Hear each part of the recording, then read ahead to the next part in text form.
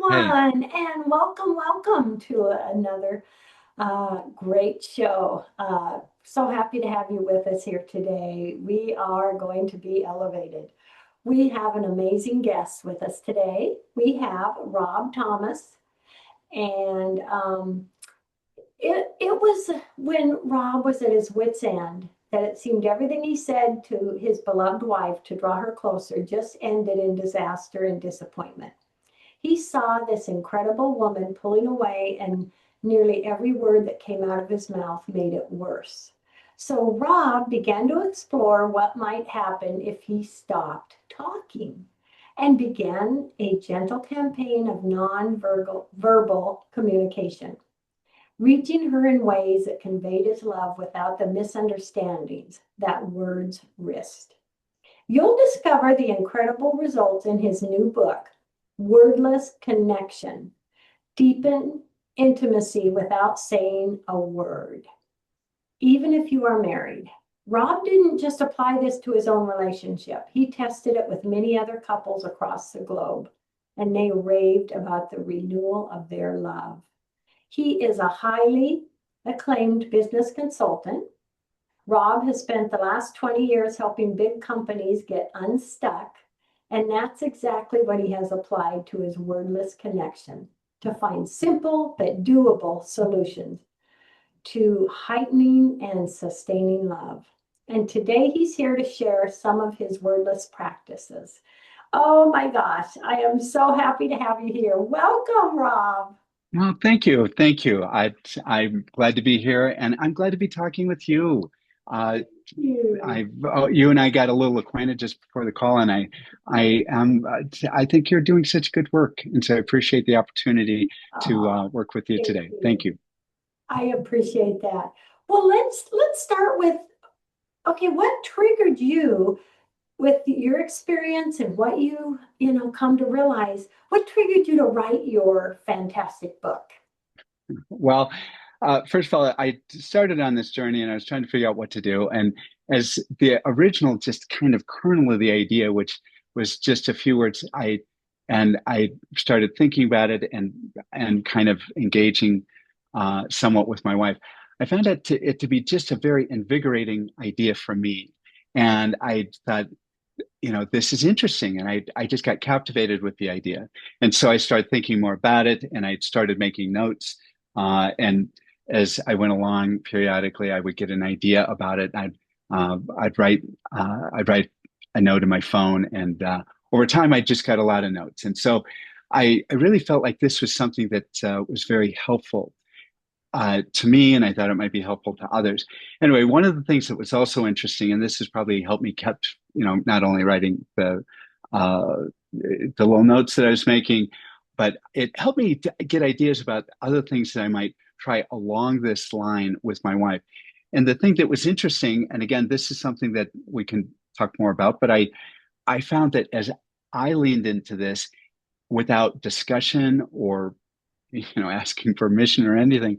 My wife started doing things both similar but also different that were wordless. And so I was really kind of amazed by this experience. And I thought, wow, this is crazy. And so I kind of kept the process going and I started writing about what she did. And then I started thinking, what else can I do that might, so I was kind of interested to see how this thing might evolve. And so that's kind of what got me going. And that is really the foundation of how I started writing the book. Give us some examples of wordless things to do. Is that body language or is it, actual just things we do that kind of give a message? Well, I'll tell you Share what, some it's of those really, things. it's really all of those things. And one of the things that as I got into this, I was reminded when I went to college, I came across a study that was done at, I think it was Michigan, University of Michigan, and they took a message, wrote it down, and then they then had it spoken in a recorder, and then they actually had somebody say it, and they then asked people what they felt that person meant, and ultimately what they found is that as much as words matter, they do matter. But ultimately, if our words and our tone are in conflict, like "I love you," or something, we believe the tone. We don't believe the words. And when people see something, they actually uh, believe what they're seeing more than the tone and the words.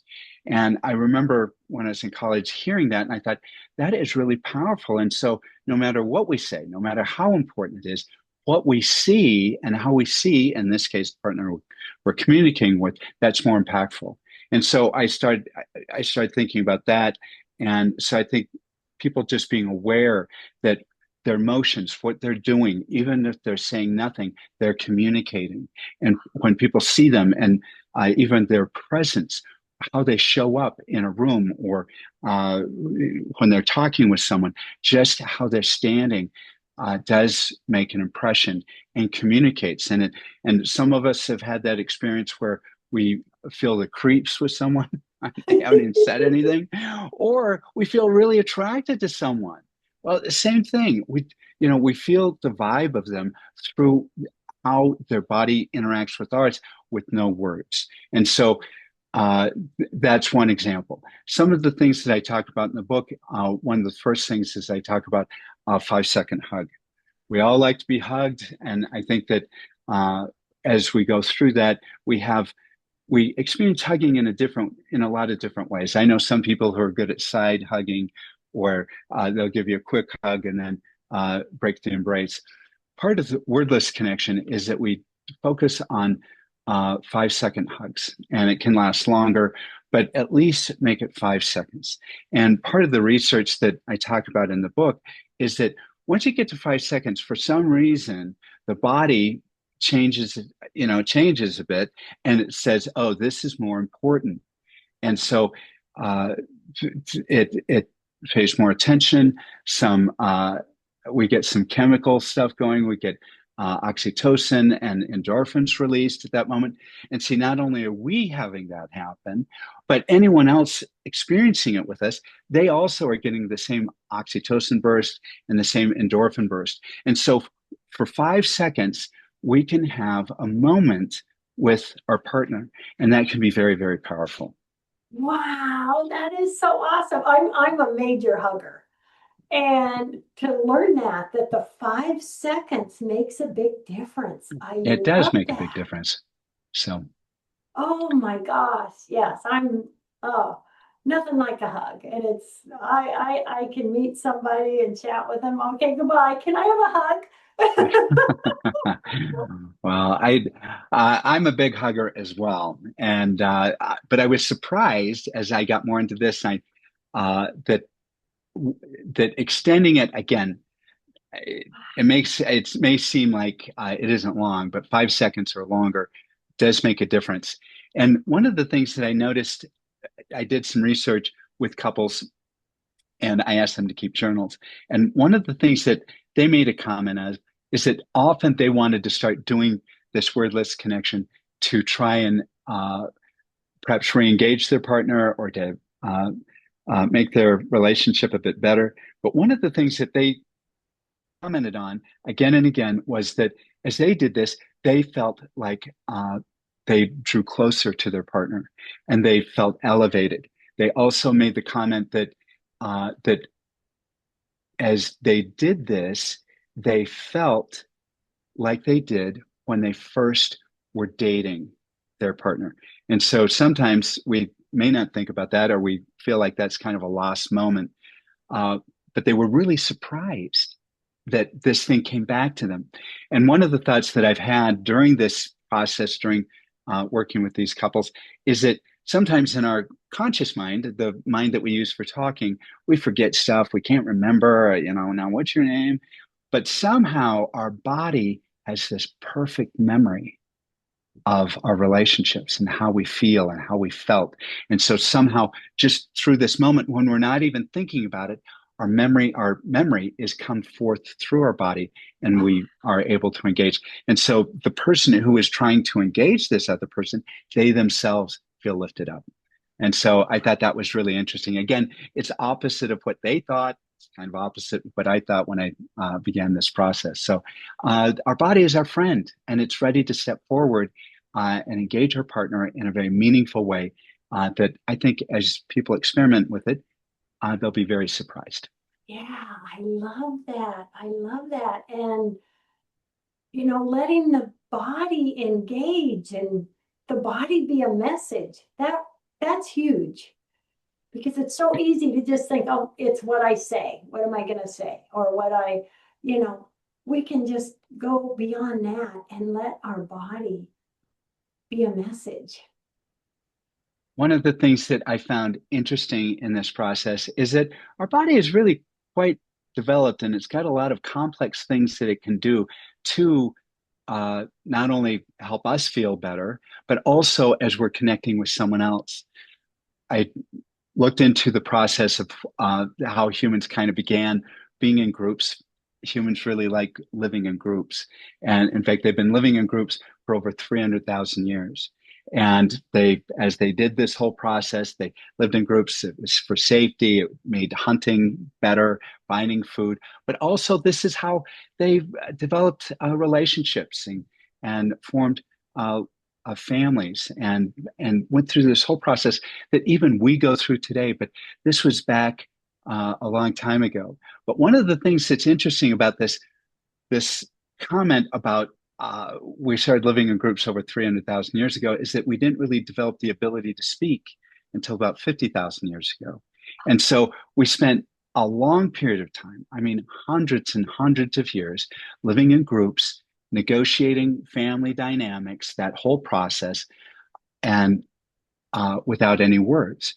And so we as people developed really a whole library of processes and communications and messages for how we engage with each other. And this is really written in our DNA. And so some of the people, when I start talking to them about this, they go, "Oh, isn't this so hard? I don't know if I can do this." And believe me, I get that initial feeling of doubt. But really, the thing that we don't understand is that we come ready. We are born ready to have this type of wordless connection because it's written right in our DNA.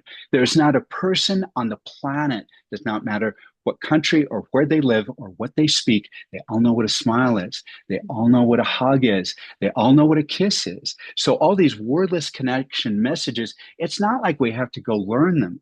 Part of what we're really looking at in this book is that I outlined 5 experiments, and I encourage these people to try these experiments so that they can kind of begin getting better acquainted with their own library of wordless messages and not only what they can share with others, but what it means for them. This is really a way of elevating, the people around you as well as yourself. So it becomes a very positive experience.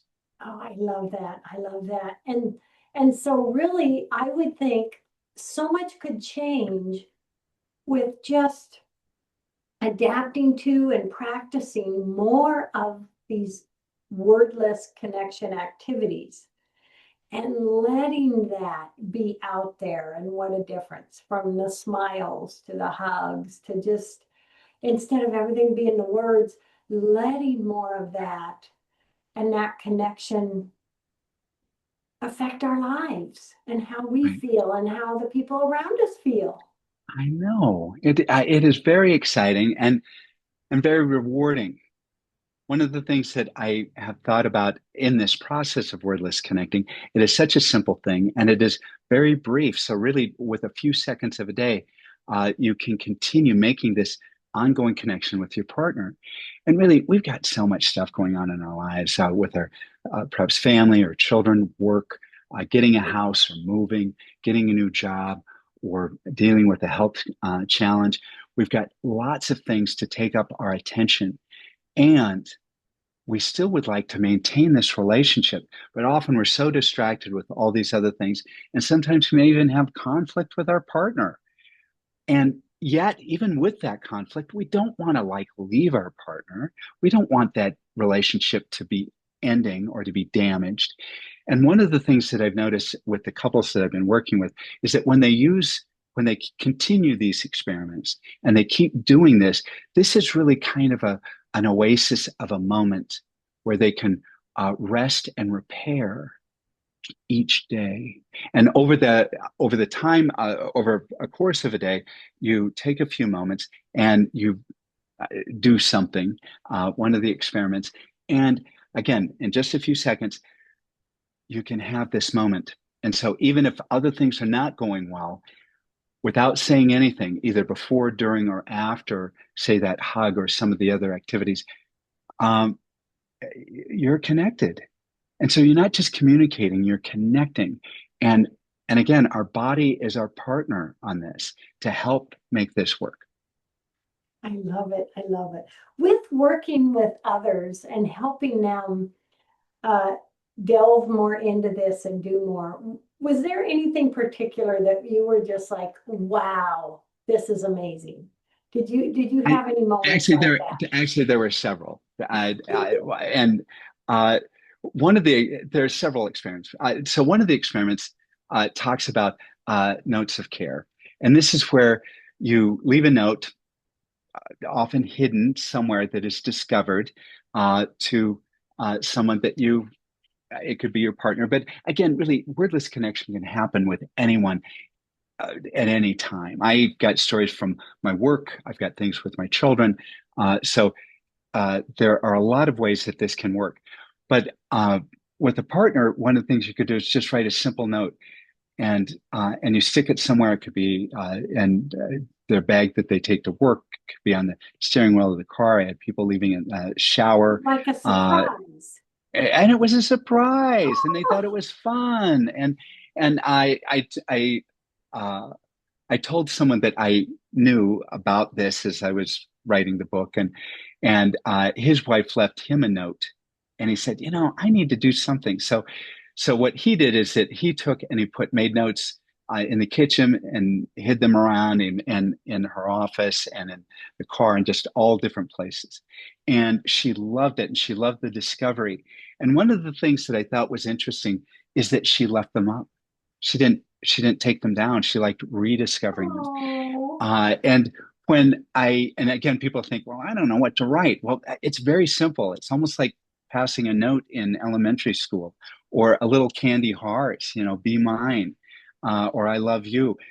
When I was going through this, I had a couple of editors working with me, and one of the editors said, this thing with notes of care, you ought to come up with something more clever. All this stuff is boring. And I said, look, I took these from the journals of the people who did these experiments. And what's in the book for the notes of care are the things that people wrote that really impacted their partner. And so make it simple. It's really the act. It is the motion of kindness, not just what's on the note. Again, we don't need permission. We just do it. And it isn't just heartfelt from and intentional from the giver. We really thirst after this. This is something that we really desire and enjoy from our partner. Now, another of the experiments is about spontaneous acts of kindness. And this is, again, another spontaneous thing. You just try and do something nice. We often feel like we need permission, or we want to make sure it's something they want. And I go into the book and I said, that's really very problematic. And I kind of go into why that is. So just choose something, do something. And even if you think they'll like it, just try. Just try something. And there's a story, I didn't share this in the book, but I love this story. Um, this this guy was telling the story, and he said that, well, again, he was talking about some of the stuff he had done. Anyway, he explained an experience that happened to him after he had been doing some of the stuff with his wife. And he and his wife it sounds like they had a very separation of work.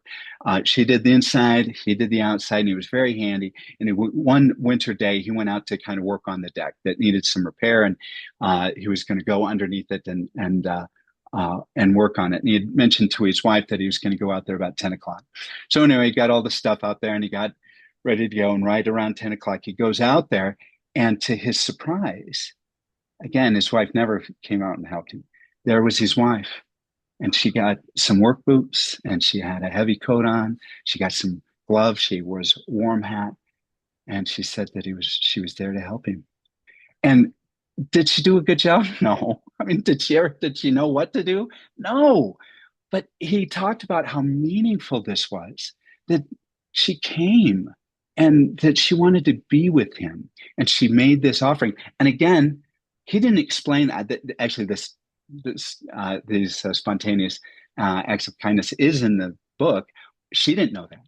She was responding to some of the other wordless connecting that he had already been doing with her. And so I thought that's a great story to me. Oh, that is so cool. And Rob, would you say that some of these techniques and this, working with the wordless connection stuff, we can use that with family members, our children, Yes, our parents, our friends, yes, our work associates, right. associates.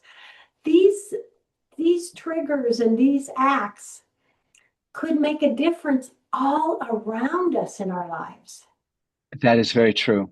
I I had an experience with my son. He had been uh, he'd been mountain biking and had fallen. And anyway, I stopped by his house to visit, and he was laying on the couch, and I could tell that he was a little banged up, and told me the story. And anyway, I was really in this process of writing the book, so this is very top of mind and for me. And so I thought I would try and do some sort of wordless connection for him. And so I just said, "Would you mind if I rubbed your feet?" Which I've never done. And so Oh, it's not like our yeah, family does that. That's a family practice. yeah, I'd never done that. And he goes, okay, and so he wasn't quite sure where to take that. So I followed, in the book, I talk about when you're giving a massage or you're, say, rubbing feet, you close your eyes and you're very intentionally and try to send a message of love from your heart through your hands and connect with the cells in their body. And you do that. So I did that, and I was very intentional about it. And actually, when it ended, my son was not just surprised, he was a bit emotional. And again, unexpected, both yeah, him and me. And it really changed the tone, not only of it, at that moment, but even throughout the evening. Uh, Things were like lighter. It was just different. So your comment about how this yeah, can work with families, it can work in any moment. Really, again, we have this library of abilities. We just need to lean into it. yes. And I've always believed also beyond that, what it's like, to be out and about. You see strangers, you run into people, a smile or an act of kindness, hold the door for them, or they drop something, let me get that for you. Little things like that, can make a difference for someone anywhere. It really can. I I had an experience in a work setting where I was working with an organization, and they had these quarterly meetings where their leaders came in and kind of talked about where things were going. And I was working with a group, and they often went up and talked to one of the speakers, and I didn't know this guy. They had all worked with him, and so they, were laughing and joking and stuff. But anyway, I always made a point to shake his hand and say hello. Anyway, one of the things I noticed, and I went through several of these cycles of meetings, and every time I shook his hand, I, I couldn't figure out. I actually left feeling like a better person. Now, we Oh, didn't speak. It was just a handshake. And so at first I thought, oh, this can't be. In fact, I'm going to make sure it doesn't happen this time. And so anyway, I go shake his hand, and then I felt like a better person. And so anyway, this really kind of inspired me. So I've talked about this. I've told about this man to my family. Everybody's aware of this. Anyway, after a while, I found out his address. I mean, I searched him down, sent him a letter, told him about my experience and how grateful I was for that. And anyway, he wrote me back.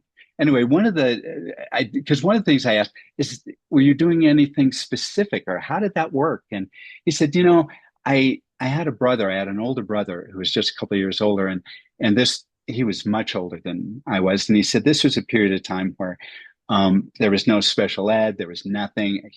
So his brother just went to school and didn't do very well, and everybody gave him a hard time. And he said that was really hard on him. And he always thought, I'm always going to be more present when I'm with people because of how he felt about his brother.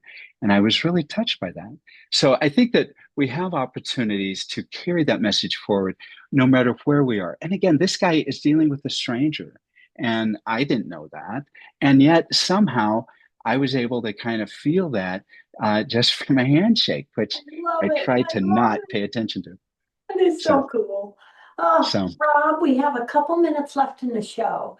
Please share your website and what last message you want to give everyone. Sure. My website is wordlessconnection.com.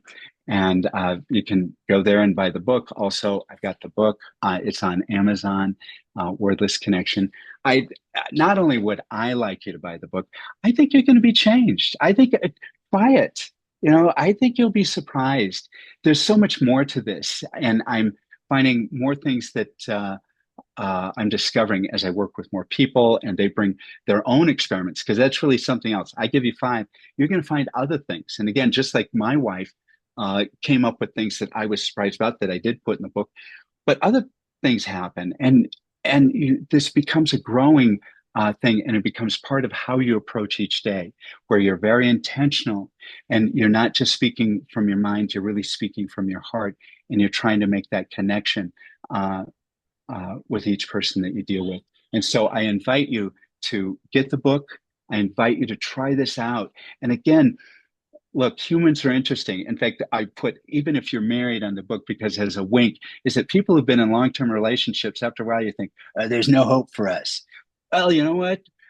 There is, even with all your complications and busyness, there is a way to connect every day for a few seconds and reminisce through that memory within your body of who you're with and why you chose them and why they chose you. And that is very refreshing. And it not only helps you through that day, but it helps you maintain this balance, even as you're dealing with very difficult things in other parts of your life. So I invite you to get the book. I'm so glad, Paula, you invited me on this show. This has been great. You're a wonderful person. The Thank highest compliment I can give somebody is that I wish you were my neighbor. So you. I Thank would love you. to have you as a neighbor. You were great. So thank you. Oh, you're so welcome. I'm just so thrilled to have met you and Thank you. able to share you with my audiences. You are awesome. Thank you for Thank all you. that you're doing and writing this amazing book, Rob. Thank you. Thank you. Thank you Oh, for letting me talk with you and share this with your to audience. everyone out Thanks. there, love, hugs, and blessings. Thank you for joining us, Rob. Love, hugs, and blessings. Thank you. We'll see you later. Bye bye.